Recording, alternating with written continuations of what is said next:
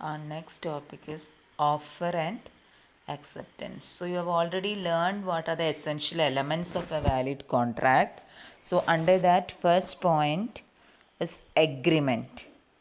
അതായത് കോൺട്രാക്ട് എന്ന് പറഞ്ഞാൽ എന്തായിരുന്നു? It is an agreement enforceable by law. Hence for all contracts the should have an agreement. ഇനി എന്താണ് അഗ്രിമെൻറ്റ് എന്ന് പറഞ്ഞാൽ? An agreement arises by one of the parties making an offer and its acceptance by the other party. Thus offer and acceptance create an agreement.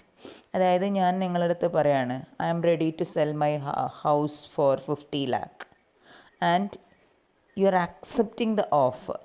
ഞാനൊരു കുട്ടീൻ്റെ അടുത്ത് പറഞ്ഞതാണ്, എൻ്റെ വീട് വിൽക്കാൻ പോവാണ്, ആ കുട്ടിക്ക് എൻ്റെ വീട് വേണം. അപ്പം I am making an offer and that girl is accepting that offer. So that creates or that results in an agreement. Okay.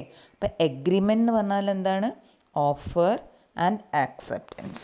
അപ്പോൾ ഇനി നമ്മൾ ഡീറ്റെയിൽ ആയിട്ട് നോക്കാൻ പോവാണ് എന്താണ് ഓഫർ, അല്ലെങ്കിൽ offer is also known as proposal and what is an acceptance. Okay, ഇതാണ് നമ്മൾ ഈ ഒരു ഇതിൽ പറയുന്നത്. അപ്പോൾ നമുക്ക് നോക്കാം എന്താണ് വാട്ട് ഈസ് ആൻ ഓഫർ എന്ന് ചോദിച്ചിട്ടുണ്ടെങ്കിൽ നിങ്ങൾ ഡെഫിനേഷൻ എഴുതേണ്ടത് ഇന്ത്യൻ കോൺട്രാക്റ്റ് ആക്റ്റിൽ സെക്ഷൻ 2 ക്ലോസ് എയിൽ പറയുന്നുണ്ട്. വളരെ ശ്രദ്ധിക്കുക.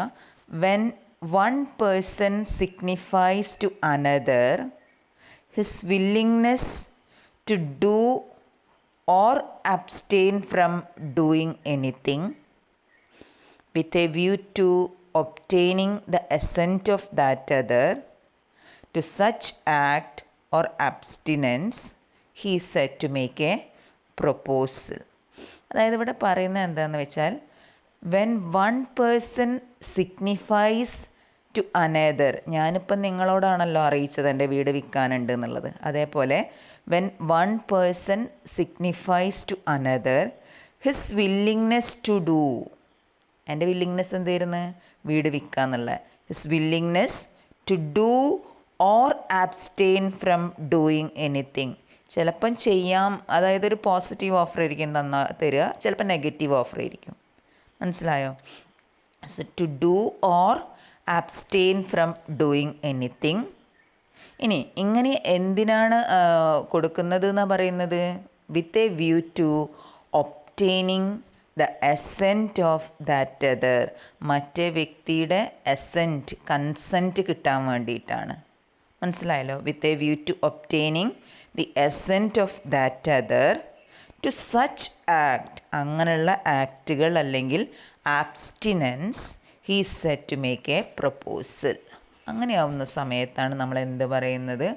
അയാളൊരു പ്രപ്പോസൽ അല്ലെങ്കിൽ ഒരു ഓഫർ ചെയ്തു എന്നുള്ളത് പറയാം. ഓക്കെ, അപ്പോൾ ഒന്നും കൂടെ ഞാൻ പറയുന്നു. When one person signifies to another his willingness to do or abstain from doing anything with a view to obtaining the assent of that other to such act or abstinence he is said to make a proposal. ഇവിടെ ശ്രദ്ധിക്കണം, definition ഇതേപോലെ തന്നെ ആയിരിക്കണം നിങ്ങൾ exam എഴുതേണ്ടത്. അപ്പോൾ നിങ്ങളിപ്പോൾ കണ്ട് ഈ ഓഫറിൽ ആരുണ്ട്? ഒരാൾ ഓഫർ ചെയ്യുന്നത്. അപ്പോൾ ഞാനൊരു ഓഫർ തരികയാണ് നിങ്ങൾക്ക്, എൻ്റെ വീട് വിൽക്കുന്നു, നിങ്ങൾക്ക് വേണേൽ വാങ്ങാം. അപ്പോൾ ഈ ഓഫറിൽ the person making the proposal അല്ലെങ്കിൽ offer is called proposer or offerer. അപ്പോൾ ഈ പ്രപ്പോസൽ ഓഫർ ചെയ്യുന്ന ആളെ നമ്മൾ എന്താ പറയുക? പ്രപ്പോസൽ ചെയ്യുന്ന ആളെ ഒന്നുകിൽ പ്രപ്പോസർ എന്ന് പറയാം or offerer. And the person accepting the proposal is called the offeree. അപ്പോൾ ആരാണോ ഈ ഓഫർ ആക്സെപ്റ്റ് ചെയ്യുന്നത് അവരെ പറയുന്ന പേരാണ് ഓഫറി. അപ്പോൾ ഓഫറിൽ 2 പാർട്ടീസ് ഉണ്ടാവുന്നത് ആരൊക്കെയാണെന്നാണ് പറയുന്നത്? The person whose making the proposal is called offeror and the person accepting the offer is called offeree. ഇനി how is an offer made എന്നുള്ളതാണ്. Offer is made either by words spoken or by words written. ഇങ്ങനെ ചെയ്യുന്ന ഓഫറിനാണ് നമ്മൾ എന്ത് പറയുക? Express offer. ഞാൻ ഇപ്പം നിങ്ങളോട് ഒന്നുകിൽ ഫോണിൽ വിളിച്ചിട്ടാണ് പറയുന്നത്, അല്ലെങ്കിൽ മെയിൽ ചെയ്യുക ചെയ്യുന്നത്. I am ready to sell my house for ₹5 lakh. So it is an express offer. ഒന്നുകിൽ ഞാൻ എഴുതി അയക്കുക ചെയ്യുന്നത്, അല്ലെങ്കിൽ ഓറൽ. അപ്പോൾ ഇങ്ങനെ എക്സ്പ്രസ് ചെയ്യുന്ന ടൈപ്പ് ഓഫ് ഓഫേഴ്സിനെയാണ് നമ്മൾ എന്തെന്ന് പറയുന്നത്? Express offer. ഇനി ഇങ്ങനെ തന്നെ ചെയ്തോളണമെന്നില്ല. ചില സമയത്ത് an offer is made by contact or behavior, then it is an implied offer. നിങ്ങൾ പഠിച്ചിട്ടില്ലേ എക്സ്പ്രസ് കോൺട്രാക്റ്റും ഇംപ്ലൈഡ് കോൺട്രാക്റ്റും? അതേപോലെ തന്നെയാണ്. ഓഫർ എന്ന് പറഞ്ഞാൽ എന്താവാം? ഒന്നുകിൽ എക്സ്പ്രസ് ഓഫർ ആവാം, അല്ലെങ്കിൽ എന്താ ഇംപ്ലൈഡ് ഓഫർ ആവാം. എക്സ്പ്രസ് ഓഫറിൽ എങ്ങനെയാണെന്ന് വെച്ചാൽ നമ്മളൊന്നുകിൽ എഴുതണം, അല്ലെങ്കിൽ പിന്നെന്താ പറയുക, ഓറലി ഏതെങ്കിലും ഇതിൽ എക്സ്പ്രസ് ചെയ്തിരിക്കണം. നേരെ മറിച്ചിട്ട് ഇംപ്ലൈഡ് ഓഫർ എന്ന് പറഞ്ഞാൽ എന്താ? It is when an offer is made by conduct or behaviour, then it is an implied offer. ഇപ്പം നിങ്ങൾ റെയിൽവേ സ്റ്റേഷനിൽ പോയിട്ട് ടിക്കറ്റിന് വേണ്ടി ക്യൂ നിൽക്കുന്നുണ്ടല്ലോ, then he is making an offer impliedly to travel in the train. അവിടെ നിങ്ങൾ railway അതോറിറ്റീസായിട്ട് അവിടെ ഒരു എന്ത് വരുന്നില്ല, ഒരു കോൺട്രാക്റ്റ് അങ്ങോട്ട് ഇതാക്കുന്നില്ല, എന്താ പറയുക, എക്സ്പ്രസ് ചെയ്യുന്നില്ല. പക്ഷെ നിങ്ങൾ പോയി ക്യൂ നിന്നിട്ടുണ്ടെങ്കിൽ ഇറ്റ് ഈസ് അണ്ടർസ്റ്റുഡ്. എന്തിനു വേണ്ടിയിട്ടാണ്? You are you are making an agreement with railway station authorities. അതായത് നിങ്ങൾ അവരുമായിട്ടൊരു എഗ്രിമെൻ്റ് ഉണ്ടാക്കാൻ പോവുകയാണ്, എക്സ്പ്രസ്ലി അല്ലെങ്കിലും impliedly. Okay. So offer are of 2 types: express offer and implied offer. ഇനി ഇത് കൂടാതെ there are different types of offers. അതിൽ 2 ബേസിസിലാണ് ക്ലാസിഫൈ ചെയ്തിരിക്കുന്നത്. ക്ലാസിഫിക്കേഷൻ ഓഫ് ഓഫറിൽ on the basis of formation, express offer and implied offer. I have already explained. Second one is on the basis of offerees. On the basis of offerees there are 2 types of offers. ഏതൊക്കെയാണ്? Specific of 2 അല്ല വരുന്നത് കേട്ടോ, specific offer വരുന്നുണ്ട്, then general offer, counter offer, standing offer, cross offers. So these are the different types of offers on the basis of offerees. So under that, first one is specific offer. അതായത് an offer may be general or specific എന്നാണ്. General offer എന്ന് പറഞ്ഞാൽ എന്താണെന്ന് വെച്ചാൽ when an offer is addressed to a definite individual or body of individuals, it is called a specific offer. അതായത് specific offers എന്ന് പറഞ്ഞിട്ടുണ്ടെങ്കിൽ എന്താണെന്നാണ് പറയുന്നത്? നമ്മൾ ആരുടെ അടുത്ത് മാത്രമേ അത് പറയുന്നുള്ളൂ? ഒന്നുകിൽ ഒരു ഇൻഡിവിജ്വലിൻ്റെ അടുത്ത്, അല്ലെങ്കിൽ ഒരു ബോഡി ഓഫ് ഇൻഡിവിജ്വൽ. ഞാനിപ്പം നിങ്ങളെ ക്ലാസ്സിലുള്ള ഒരാളുടെ അടുത്ത് മാത്രം പറയാണ്, I am ready to sell my house for ₹5 lakh. It is a specific offer. ഞാൻ ആ ഓഫർ കൊടുത്തിരിക്കുന്നത് ആ കുട്ടിക്ക് മാത്രമാണ്. അല്ലെങ്കിൽ ഞാൻ പറയാണ്, പിന്നെ വേറൊരു ഓഫർ നടത്തുകയാണ്, ഞാൻ നിങ്ങൾക്ക് എന്താണ്, നിങ്ങളെ സെക്കൻഡ് BCom ക്ലാസ്സിന് മൊത്തമായിട്ട് എന്തെങ്കിലും ഒരു ഓഫർ തരികയാണ്. It is also specific offer, കാരണം നിങ്ങൾക്ക് മാത്രം കിട്ടിയിട്ടുള്ള ഓഫറാണ്. അപ്പോൾ സ്പെസിഫിക് ഓഫർ എന്ന് പറഞ്ഞാൽ ഒരു ഡെഫിനിറ്റ് ഇൻഡിവിജ്വലിൻ്റെ അടുത്ത് മാത്രമാവാം, അല്ലെങ്കിൽ എ ഗ്രൂപ്പ് ഓഫ് ഇൻഡിവിജ്വൽസിൻ്റെ അടുത്ത്, എ ബോഡി ഓഫ് ഇൻഡിവിജ്വൽസിൻ്റെ അടുത്ത് കൊടുക്കുന്ന ഇതിനെയാണ് സ്പെസിഫിക് ഓഫർ എന്ന് പറയുക. നേരെ മറിച്ചിട്ട് ജനറൽ ഓഫർ എന്തായിരുന്നു? If an offer is addressed to an unascertained body of individuals, it is called general offer. അതായത് നമ്മളിപ്പോൾ ഈ പരസ്യങ്ങളൊക്കെ കണ്ടിട്ടില്ലേ നിങ്ങൾ? ആഡിലൊക്കെ ആർക്ക് വേണമെങ്കിലും ആ കോൺടെസ്റ്റിൽ പങ്കെടുക്കാം. കമ്പനി ഒരു ഓഫർ തന്നിട്ടുണ്ടെങ്കിൽ ആർക്ക് വേണമെങ്കിലും പാർട്ടിസിപ്പേറ്റ് ചെയ്യാം.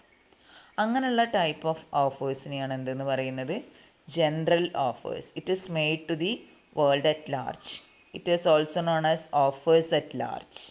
അപ്പോൾ general offer may be accepted by any individual. When a certain individual accept it results in to a contract. Okay. അപ്പം അപ്പോൾ ഓഫർ എന്ന് പറയുന്നത് എന്താവാം? It may be general offer or specific offer. പിന്നെ വരുന്നതാണ് നമ്മളെ എന്താ പറയുക, ക്രോസ് ഓഫർ. ക്രോസ് ഓഫർ എന്ന് പറഞ്ഞാൽ എന്താണെന്ന് വെച്ചാൽ when two parties made identical offers to each other in ignorance of others. Such offers are called cross offers. They shall not constitute acceptance of one's offer by another. അതായത് ഈ cross ഓഫറിൽ എങ്ങനെയാണെന്ന് വെച്ചാൽ ഞാനൊരു എക്സാമ്പിൾ പറയാം. A by a letter offers to sell his car to B for rupees 5 lakh. Likewise, B by a letter to A offers to buy the same car for rupees 5 lakh.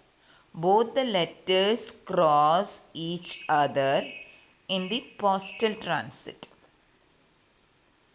അപ്പോൾ will those crossing letters create a contract എന്നാണ് പറയുന്നത്. ഈ cross offers എങ്ങനെയാണ് നമ്മൾ ഉണ്ടാക്കുന്നതെന്നാണ് പറയുന്നത്. It is made in ignorance of each other. It would not create a contract because there is no acceptance in the cross offers. അപ്പോൾ a contract can arise only when acceptance is given. Okay, അപ്പോൾ cross offers എന്ന് പറഞ്ഞാൽ എങ്ങനെയുള്ളതാണ്? രണ്ട് പേരും എന്താക്കുന്നു, ഒരുമിച്ച് offer കൊടുക്കുന്നു. ഞാൻ പറയുന്നു എൻ്റെ വീട് ഞാൻ ഇന്ന ആൾക്ക് വിൽക്കാൻ റെഡിയാണെന്ന് പറഞ്ഞ് ഞാനൊരു ഓഫർ കൊടുത്ത് അത് ഞാൻ അയച്ചിട്ടേ ഉള്ളൂ റെഡിയാണെന്ന് പറഞ്ഞിട്ട്. അതേ സമയം മറ്റേ ആൾ എന്ത് ചെയ്യുന്നു, ഞാൻ ആർക്കാണോ കൊടുക്കാൻ വിചാരിച്ചത് അയാൾ പറയണം എനിക്കൊരു ലെറ്റർ എഴുതി, അതായത് ഞാൻ നിങ്ങളുടെ വീട് വാങ്ങാൻ റെഡിയാണ്. രണ്ടാളും അറിയുന്നില്ല ഈ ഓഫർ ചെയ്യുന്ന സമയത്ത്. Both of them are making identical transfers without the ignorance of each others. രണ്ടാൾക്കും പരസ്പരം അറിയുന്നില്ല അവർ ചെയ്തത്. അങ്ങനെ ഉണ്ടാക്കുന്ന ഓഫേഴ്സിനെയാണ് എന്തെന്ന് പറയുന്നത്? ക്രോസ് ഓഫേഴ്സ് എന്ന് പറയാം. Okay, next one is standing offer. Standing offer is also known as open offer.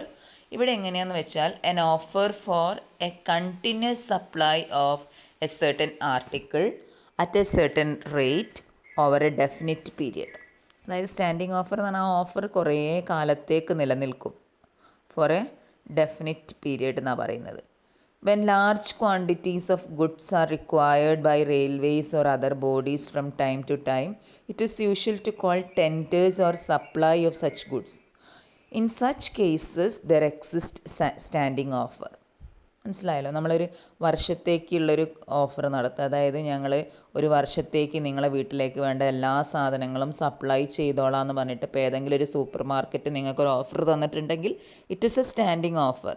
അതായത് ഇതെങ്ങനെയാണെന്നാണ് പറയുന്നത്? Continuous supply of A certain article at A certain rate over A definite period of time. അങ്ങനെയുള്ള ഓഫേഴ്സിനെയാണ് നമ്മൾ എന്തെന്ന് പറയുന്നത്? Standing offers. Okay, then last one is counter offer. Counter offer എന്ന് പറഞ്ഞാൽ എന്താണെന്ന് വെച്ചാൽ it is rejecting the original offer and making a new offer.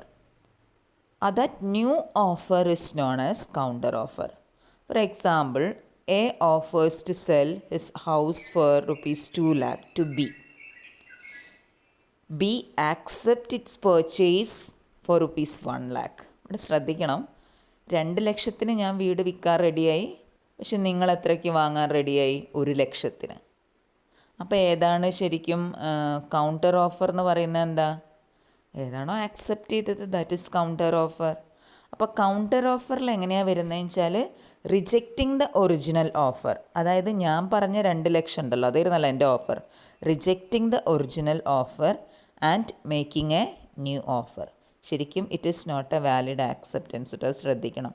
അപ്പോൾ a person who makes a counter offer subsequently changes his mind and wishes to accept the original offer cannot do so as the first offer as already lapsed എന്നാണ് പറയുന്നത്. അപ്പോൾ എന്താണെന്ന് മനസ്സിലാക്കി വെച്ചാൽ മതി ഈ type of ഓഫേഴ്സൊക്കെ.